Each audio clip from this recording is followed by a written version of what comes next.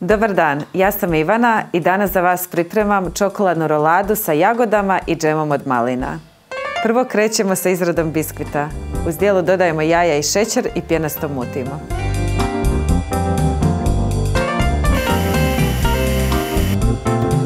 Pomiješamo suhe sastojke, kakao, brašno,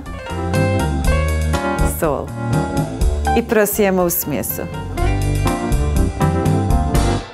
Biskvit izdijemo u pleh, poravnamo i pečemo u pećnici 15 minuta na 180 stupnjeva.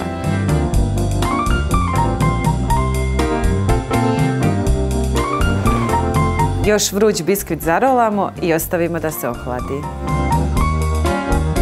Krećemo sa izradom musa od bijele čokolade. U lončiću zagrijemo vrhnje.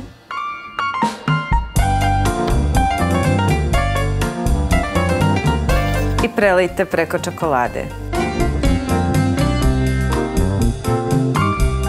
U rastopljenu čokoladu dodajte maslac, malo soli i ostavite da se ohladi.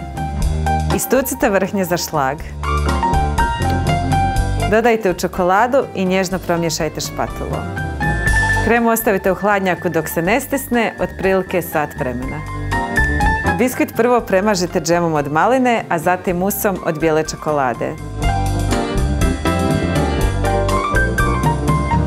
Jagode narežite i rasporedite po kremi.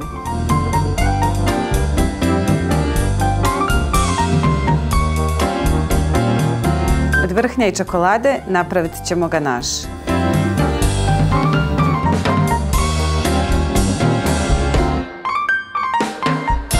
Roladu prelijte i ukrasite.